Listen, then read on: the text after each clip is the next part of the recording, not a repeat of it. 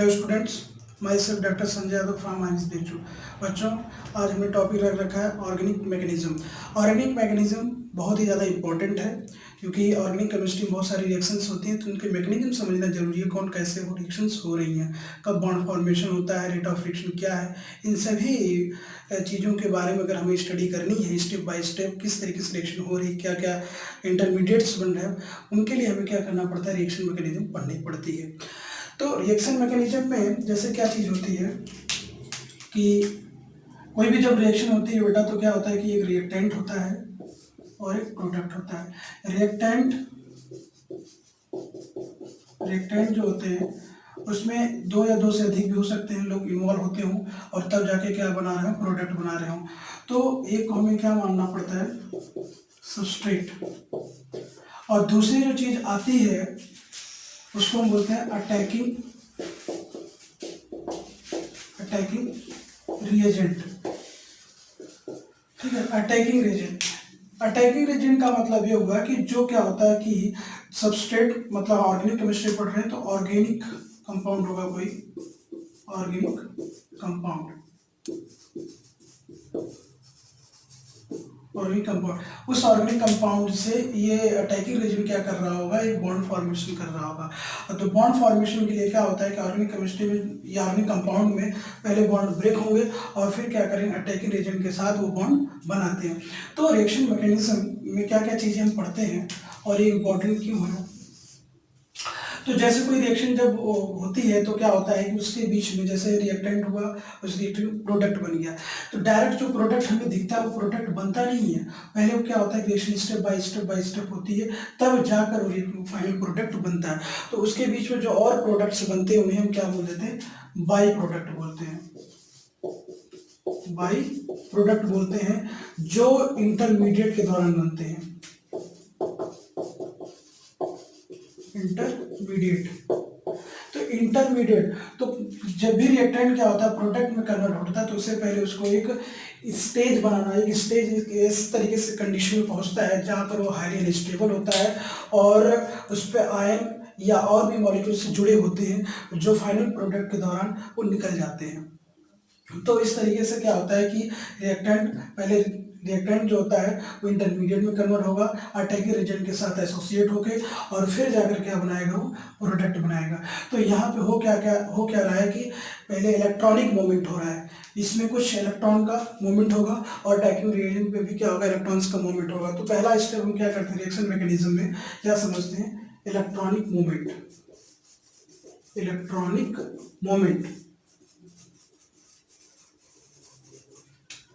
फिर उसके बाद क्या होता है कि इसमें रिएक्टेंट जो सबस्ट्रेट ऑर्गेनिक कंपाउंड होता है उसमें बॉन्ड ब्रेक होंगे, तो बॉन्ड ब्रेकिंग,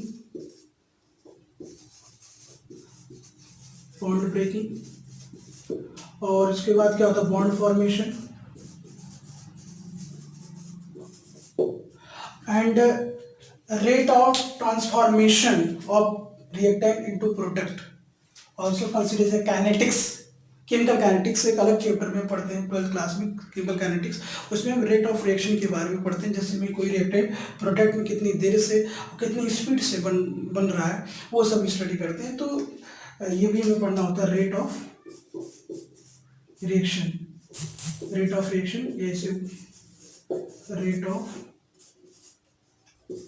रिएक्शन जिसको हम काइनेटिक्स के नाम से जानते हैं। तो इन सारी इंफॉर्मेशन को sequential step by step manner में, फैशन में स्टडी जो हम करते हैं, डिटेल में जो जानकारी रखते हैं, वो रिएक्शन मैकेनिज्म में रखते हैं। तो रिएक्शन मैकेनिज्म इंपॉर्टेंट है। क्यों इंपॉर्टेंट है, क्योंकि इससे हमें पता लगता है कि कोई भी कंपाउंड, कोई भी ऑर्गेनिक कंपाउंड का किस तरीके से उनका प्लानिंग करेंगे, किस तरीके से उनकी सिंथेसिस हो, किस तरीके से वो बनते हैं, और किस तरीके से वो उनको ज़्यादा समय तक हम स्टोर कर सकते हैं, या बॉन्ड ब्रेकिंग होते हैं, किस तरीके से उनको ईजिली हम बना सकते हैं। अगर उनके बारे में ये सारे स्टेप्स पता होंगे तो हम और इन स्टेप में और क्या करके डिटेल में जानकारी लेके इस मैकेनिज्म के थ्रू उसको ईजिली सिंथेसिस कर लेंगे, बना लेंगे। तो कोई भी जो रिएक्शंस होती हैं उसमें क्या होता है कि सबस्ट्रेट होगा, सबस्ट्रेट उसमें एक अटैकिंग रिएजेंट होगा, अटैक करेगा और फिर इंटरमीडिएट बनता है। इंटरमीडिएट के बाद क्या बनता है, प्रोडक्ट बनता है, फाइनल जो डिजायर प्रोडक्ट है वो बनता है। ठीक है, तो क्या होता है सबस्ट्रेट क्या हो सकता है कि ये कोई ऑर्गेनिक कंपाउंड, कोई कार्बन कंटेनिंग कार्बन हो सकता है, कार्बन कंटेनिंग कंपाउंड हो सकता है। ठीक है, तो होता क्या है कि अटैकिंग एजेंट क्या होते हैं इसके बारे में, इंटरमीडिएट के बारे में। ठीक है, और तीन चीजें और मैंने बोली थी, जैसे क्या होता है बॉन्ड ब्रेकिंग होती है इसमें, और दूसरी चीज क्या होता है बॉन्ड फॉर्मेशन, और तीसरी चीज होती है rate of transformation of reactant into product, means kinetics. ठीक है, काइनेटिक्स, इसी को हम बोलते हैं रेट ऑफ रिएक्शन बोलते हैं। तो होता है क्या सबस्ट्रेट जो अटैकिंग एजेंट अटैक करेगा उसको इंटरमीडिएट बनाएगा तो फाइनल प्रोडक्ट बनाता है। मैं आपको ये बताना चाह रहा हूँ अटैकिंग एजेंट क्या क्या होते हैं। अटैकिंग एजेंट ये हम यहाँ पर दो नाम आते हैं, एक होता है न्यूक्लियोफाइल और दूसरा होता है इलेक्ट्रोफाइल। इलेक्ट्रोफाइल इंटरमीडिएट में क्या क्या चीजें हो सकती हैं, हो सकता है कि कार्बोकैटायन, कार्बोकैटायन या इसी का नाम होता है कार्बोनियम आयन, कार्बोनियम आयन। पहले इसको कार्बोनियम आयन कहा जाता था लेकिन बाद में फिर कार्बोकैटायन गया, या फिर इसको क्या बोल सकते हैं कार्बन आयन कहते हैं। कार्बन आयन क्या होते हैं, माइनस चार्ज रखने वाले होंगे, negative charge containing species of carbon called as a carbon ion, and the carbon which having plus charge, positive charge containing species of carbon called as a carbocation। ठीक है, तो ये चीज हो गई। बॉन्ड ब्रेकिंग में क्या होता है, बॉन्ड ब्रेकिंग दो तरीके, दो फैशन में बॉन्ड टूटेगा। एक तो क्या होगा, इसको एक को बोलते हैं होमोलिटिक क्लीवेज और दूसरा होगा हेड्रोलिटिक क्लीवेज। तो रिएक्शन मैकेनिज्म में क्या करना है हमें, कोई रिएक्शन मैकेनिज्म में पढ़ रहे हैं तो उसमें क्या चीज पढ़नी होगी हमें, अटैकिंग एजेंट के बारे में जानकारी रखनी है। तो सबसे पहले आप बेसिक पार्ट पढ़ रहे हैं, आप जैसे कि हम पढ़ रहे हैं फंडामेंटल कॉन्सेप्ट, तो फंडामेंटल कॉन्सेप्ट हम पढ़ रहे हैं तो इसमें सबसे इंपॉर्टेंट बात ये समझनी जरूरी है कि what is a electrophile, nucleophile, heterolytic cleavage, which type of which called as a heterolytic cleavage and heterolytic and homolytic cleavage. तो कब हम हेड्रोलिटिक बोलेंगे, कब होमोलिटिक बोलेंगे, कार्बोकैटायन क्या होते हैं, कार्बन आयन क्या होते हैं, कब कार्बोकैटायन बनेगा, कब कार्बोनायन बनेगा, इलेक्ट्रोफाइल, न्यूक्लियोफाइल क्या किस तरीके के स्पीसीज होंगे, क्या हम किस तरीके से पहचाने आइडेंटिफाई करेंगे कि न्यूक्लियोफाइल है कि इलेक्ट्रोफाइल है। तो ये सब बेसिक पार्ट में फंडामेंटल पढ़ते समझते हैं।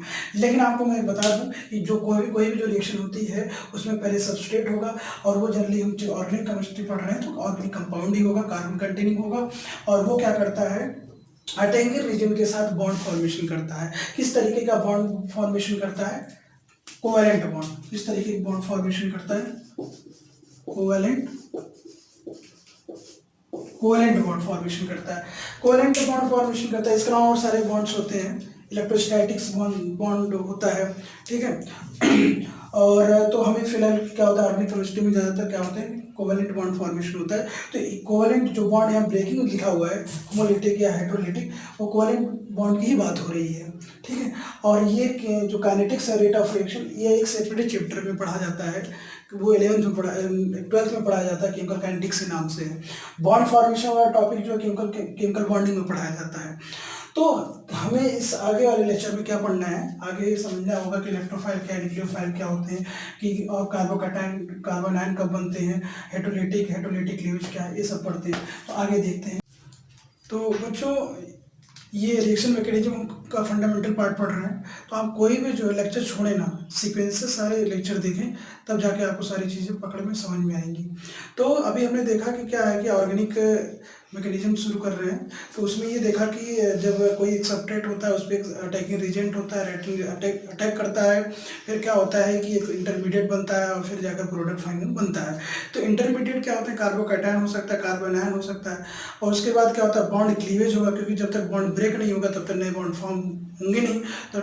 तो पुराने बॉन्ड किस तरीके से ब्रेक होते हैं, और चूंकि वो बॉन्ड कोवेलेंट के होते हैं तो वो देखना है, ठीक है। अटैकिंग एजेंट देखना है, न्यूक्लियोफाइल, इलेक्ट्रोफाइल। तो क्या है कि आगे क्या करना पड़ेगा, एक एक हेडिंग में समझेंगे एक कि fusion of a covalent bond कैसे ब्रेक होता है, अटैकिंग एजेंट कौन कौन से होते हैं, और दूसरी बात कार्बोकैटायन और कार्बोनायन के बारे में डिटेल में देखेंगे। और उससे पहले एक चीज़ और थी हमारी, इलेक्ट्रॉनिक मूवमेंट। तो मैं बता देता हूँ आपको क्या क्या चीज़ें हमें पढ़नी है। तो इलेक्ट्रॉनिक मूवमेंट, दूसरी चीज जो होती है बॉन्ड ब्रेकिंग, क्योंकि जब तक इलेक्ट्रॉनिक मूवमेंट नहीं होगा बॉन्ड ब्रेकिंग नहीं हो पाएगा, ठीक है। और दूसरी चीज जो उसके बाद क्या होता है, बॉन्ड ब्रेक के बाद हमें नेक्स्ट अगर देखते हैं इंटरमीडिएट बनता है, ठीक है। इंटरमीडिएट बॉन्ड ब्रेकिंग हो गया, और attacking agent, attacking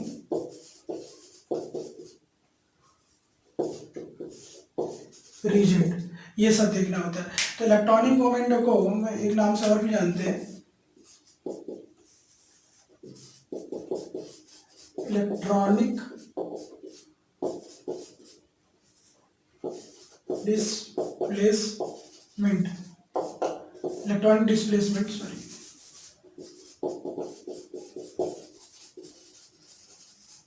electronic displacement. Breaking देखना है क्योंकि कोवेलेंट बॉन्ड होता है, इंटरमीडिएट देखना है। तो क्या होता है, एक एक करके पढ़ेंगे इसमें। अटैकिंग एजेंट, इसमें दो चीजें आएंगी, जैसे मैंने बताया कि न्यूक्लियोफाइल हो गया, इलेक्ट्रोफाइल हो गया।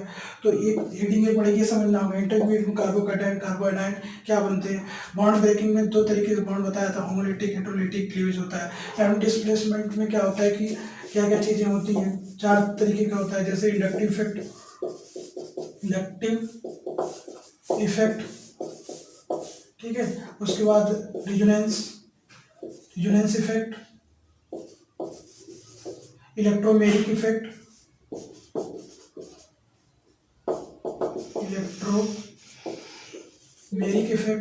और हाइपर कंजुगेशन। तो इस तरीके से क्या होता है, हाइपर कंजुगेशन,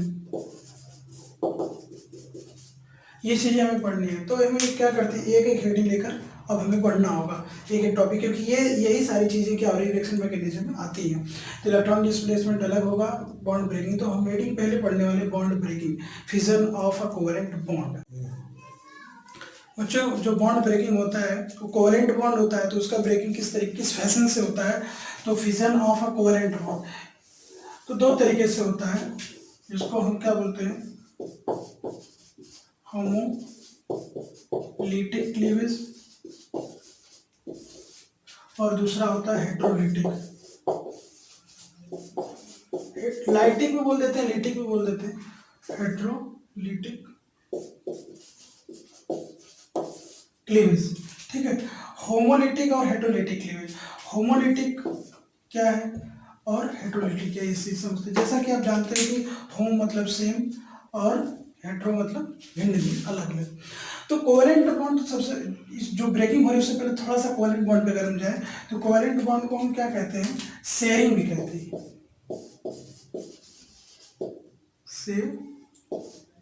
शेयरिंग बॉन्ड भी बोलते हैं। शेयरिंग बॉन्ड बोलते हैं तो मतलब कि दो एलिमेंट जो कंपाउंड जो बन रहा है, दो एलिमेंट्स होंगे तो उनके बीच में क्या होगा, इलेक्ट्रॉन का लेना देना होगा। जैसे अगर मैं बात करूं कार्बन और हाइड्रोजन की, तो कार्बन और हाइड्रोजन की बात करूं तो अगर ये सिंगली बॉन्ड बन सकता है, क्योंकि हाइड्रोजन क्या है, मोनोवैलेंट है। तो एक इलेक्ट्रॉन इसका इलेक्ट्रॉन, ये क्रॉस में दिखा रहा हूँ, इसने इलेक्ट्रॉन इसका ले लिया और इसने इसका इलेक्ट्रॉन ले लिया, बाकी और भी होंगे इधर। तो इस तरीके से क्या बना, ये बॉन्ड हो गया, ठीक है।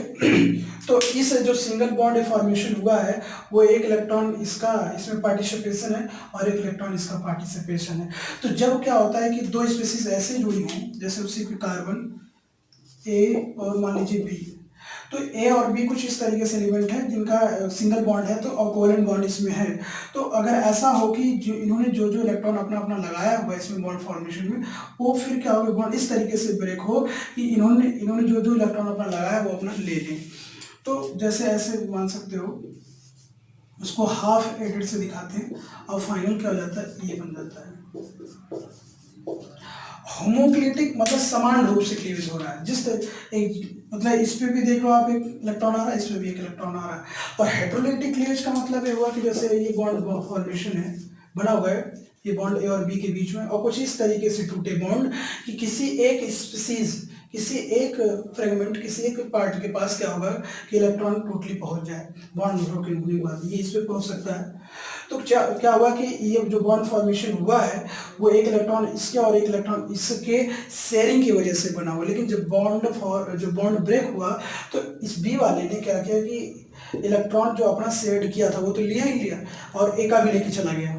ठीक है, तो हुआ क्या कि अब जब इलेक्ट्रॉन कोई देता है तो उसके ऊपर क्या आता है, प्लस चार्ज, और जो लेता है उसके ऊपर क्या हो गया, माइनस चार्ज हो गया। ठीक है, तो इसको एज ए एग्जांपल समझ सकते हो, जैसे कार्बन और क्लोरीन है, कार्बन और क्लोरीन है, यहाँ पर और होगा कार्बन और क्लोरीन की अगर हम बात करें, हाइड्रोजन मान लेते हैं, चलो ठीक है, तो इसको CH3 ऐसे रहेगा तो ठीक है। अब इसमें अगर देखो ये बॉन्ड, अगर हम ब्रेक की बात करते हैं तो बॉन्ड, ये हमें ब्रेकिंग समझना है बॉन्ड, तो इसमें क्या है कि हेटेरोलिटिक अगर बॉन्ड की बात करें तो यहाँ पर हेटेरोलिटिक क्लीवेज क्यों कैसे होगा और किसके पास या किसके ऊपर क्या होगा, कौन इलेक्ट्रॉन लेके जाएगा। तो इसके लिए समझना है कि इलेक्ट्रोनेगेटिविटी, जिसकी इलेक्ट्रोनेगेटिविटी ज़्यादा होगी वो इलेक्ट्रॉन क्या करेगा, अपनी तरफ शिफ्ट कर लेगा, या इलेक्ट्रॉन अट्रैक्ट या एक्सेप्ट कर लेगा। तो होता क्या है कि ये इलेक्ट्रॉन जो है, ये बॉन्ड जो है इस तरीके से अगर ब्रेक हो कि इसका इलेक्ट्रॉन ले ले, ठीक है, तो याद रखिएगा कब एक के पास बॉन्ड कब ये की तरफ टूटेगा, कब बी की तरफ टूटेगा, ये हम कैसे पता करते हैं, इलेक्ट्रोनेगेटिविटी से। जिसकी इलेक्ट्रोनेगेटिविटी ज़्यादा होगी तो वो क्या करेगा, शेयर्ड पेयर ऑफ इलेक्ट्रॉन को अट्रैक्ट कर लेगा, मतलब एक्सेप्ट कर लेगा। इलेक्ट्रोनेगेटिविटी ही क्या होती है, शेयर्ड पेयर ऑफ इलेक्ट्रॉन। तो हेटेरोलिटिक क्लीवेज में क्या होगा कि कब बॉन्ड बी की तरफ टूटेगा या ए की तरफ, ये कैसे पता लगता है, इलेक्ट्रोनेगेटिविटी के से पता लगता है। जैसे यहाँ कर मैं बात करूँ कार्बन और क्लोरीन है, तो ये पता है कि क्लोरीन का इलेक्ट्रोनेगेटिविटी ज़्यादा है, और इलेक्ट्रोनेगेटिविटी क्या है, it is a property of atom, किसी एटम की एक प्रॉपर्टी है। क्या होता है electronegativity, ability of an atom to attract a shared pair of electron, shared pair electron को अपनी तरफ खींचने की एबिलिटी होती है। तो ये क्या करेगा, अगर हम बात करें यहाँ पर इसका इलेक्ट्रॉन है, इसका इलेक्ट्रॉन, दोनों का, इसका इलेक्ट्रॉन ही है, इसका इलेक्ट्रॉन ही है, लेकिन इसकी इलेक्ट्रॉनिक ज़्यादा होने की वजह से ये इलेक्ट्रॉन इधर शिफ्ट हो चुका होगा। तो इधर शिफ्ट होने की वजह से जब बॉन्ड ब्रेक होगा तो इस पर क्या आएगा, माइनस चार्ज आएगा, और इस पर क्या आएगा, प्लस चार्ज आएगा।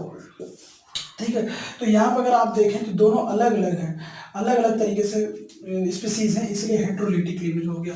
और होमोलिटिक क्लीवेज में क्या होगा कि बॉन्ड क्या होगा, सिमिलरली टूटा, तो इस तरीके से ये बने। ठीक है, इस पे हम क्या बोल सकते हैं, इसको फ्री रेडिकल कहते हैं, ये जो बना है इसको बोलते हैं फ्री रेडिकल। ठीक है, ये फ्री रेडिकल स्पीसीज हो गया। और यहाँ पे जो प्लस होता है, यहाँ पर इसको कैटायन कहते हैं, यहाँ पर इसको एनायन कहते हैं। क्योंकि ऑर्गेनिक केमिस्ट्री पढ़ रहे हैं तो कार्बन के सेंस में अगर हम बात करें तो इसको बोलेंगे कार्बो कैटायन। पहले क्या कहा जाता था, कार्बोनियम आयन कहा जाता था, और कार्बो एनायन कहा जाता था, लेकिन अब क्या होता है, कार्बो कैटायन वर्ड यूज करते हैं। ठीक है, तो इस तरीके से क्या होगा कि फ्री रेडिकल और कार्बो कैटायन बनते हैं। तो हेटेरोलिटिक क्लीवेज में बॉन्ड क्या होता है, डिफरेंट फैशन से टूटता है इलेक्ट्रोनेगेटिविटी के बेसिस पर। और यहाँ पर क्या होता है, फ्री रेडिकल में क्या होता है, जो शेयर्ड पेयर ऑफ इलेक्ट्रॉन होते हैं वो अपने अपने क्या कर लेते हैं, ईच फ्रेगमेंट इक्वली डिवाइड कर लेते हैं। ये चीज हो गई। तो बच्चों क्या है कि अभी फ्री रेडिकल का फॉर्मेशन होता है जब हेटेरोलिटिक क्लीवेज होता है, जैसा कि अभी मैंने बताया। तो क्या होता है कि फ्री रेडिकल रिएक्शन, इस नाम से आता है free radical substitution reaction, free radical addition reaction, ये आगे चलकर आपको पढ़ेंगे। तो पता समझने वाली बात है कि कब पता लगेगा आपको कि कब फ्री रेडिकल रिएक्शन जाएगी। तो उस केस में क्या है फ्री रेडिकल रिएक्शन के लिए क्या जरूरी चीज है? प्रेजेंस ऑफ, बताया गया है presence of light, presence of light, presence of अगर लाइट है तो फ्री रेडिकल होगा, या ये ना हो, या तो at high temperature, high temperature पर। तो ये आपको बात याद रखनी है, अगर पूछे ये भी दिया हो कि in the presence of light या एट द हाई टेम्परेचर, अगर ऐसा कुछ इंफॉर्मेशन है तो वो फ्री रेडिकल रिएक्शन जाएगा। अब वो सब्स्टिट्यूशन होगी कि एडिशन होगी, बाद में समझ में आएगा। और दूसरी बात मैंने इधर बताई थी, तो ह्यूमिलिटी वाली बात हो गई, ह्यूमिलिटी के लिए। और हेट्रोलिटी की अगर हम बात करें,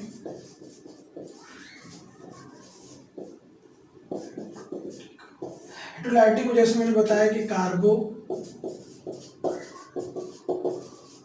कार्बोकैटायन का फॉर्मेशन होता है, कार्बोकैटायन CH3+। अगर इसकी शेप वगैरह की बात करें तो होता क्या है,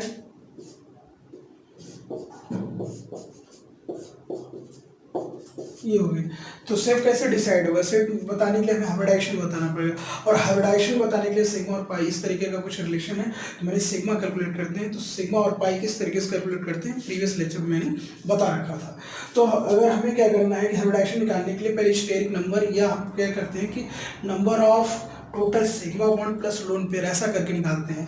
तो सिग्मा बॉन्ड अगर आप निकालेंगे तो यहाँ पर 3 निकलेगा, लोन पेयर कार्बन के पास है नहीं, और चूंकि पॉजिटिव है तो वैसे भी इलेक्ट्रॉन डेफिशिएंट है वो, तो हो गया 0, हो गया 3। तो इस तरीके से sp2 हो गया। तो इस तरीके से कह सकते हो कि जो इसका शेप होगा इस मिथाइल आयन का, वो हो जाएगा ट्रायंगुलर प्लेनर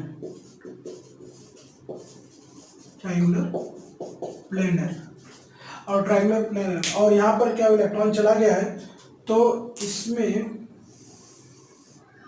इसके परपेंडिकुलर प्योर p ऑर्बिटल,